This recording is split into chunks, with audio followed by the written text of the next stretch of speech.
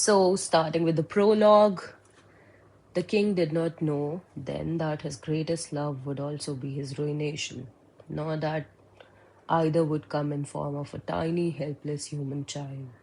She was a lone flutter of life in an endless expanse of decay, the only living mortal for 100 miles.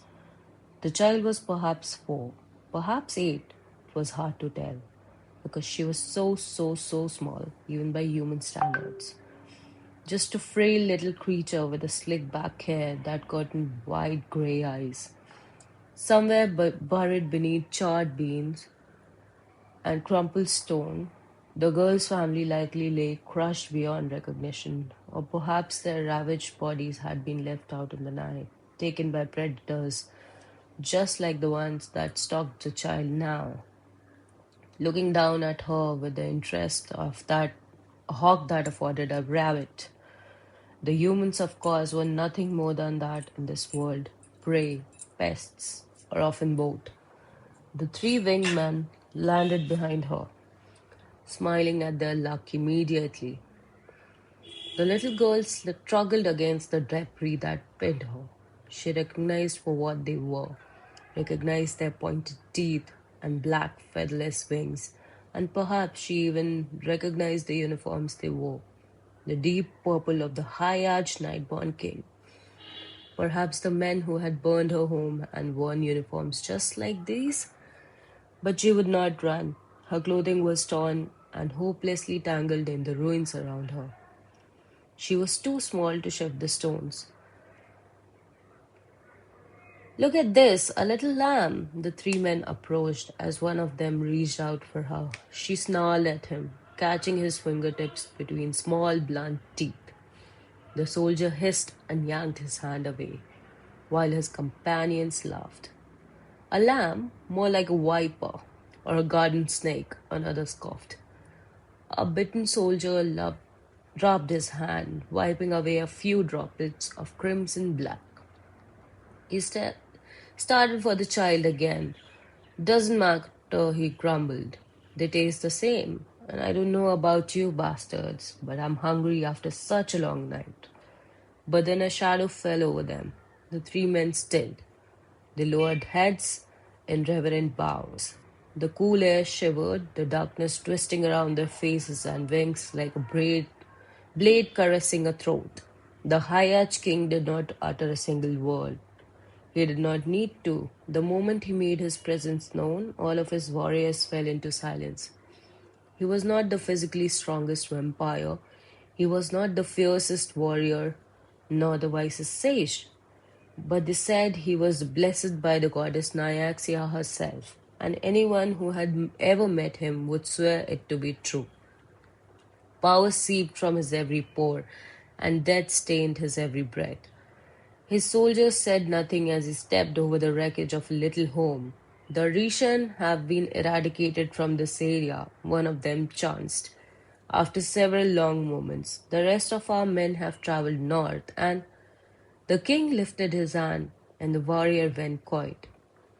He kneeled down before the little girl who glowered at him. So young, he thought, her life a mere handful of years was nothing compared to his centuries of existence. And yet she drew upon such intense hatred as she glared at him, her eyes as bright and silver as the moon. "She was found here?" the king asked. "Yes, sire." "Is she the reason for the blood on your hand?" A wave of poorly suppressed snickers from the other soldiers. "Yes, sire." The answer was slightly bashful. They thought he was mocking them. No, this had nothing to do with them. He reached for the girl and she snapped at him. He let her bite, did not move his hand, even as her teeth, tiny as they were, sank deep into his bony index finger. She looked him straight in the eye, unblinking, and he returned that stare with mounting interest. This was not the stare of a panicked child who didn't know what she was doing. This was the stare of the creature who understood she was confronting death itself and still chose to spit it in his face. "A little serpent," he murmured. The men behind him laughed. He ignored them. It was not a joke. "Are you all alone?" he asked softly. The girl did not answer. She could not speak with her teeth clamped around his flesh. "If you release me," he said, "I'll not hurt you." The girl did no such thing, still glaring at him as black blood dribbled down her chin. The corner of the king's lips curled. "Good, you should not trust me." He pried his finger free, then carefully extracted the girl from the wreckage as she trashed. Even in the throes of a violent resistance, she was utterly silent, and it was only once he picked her up.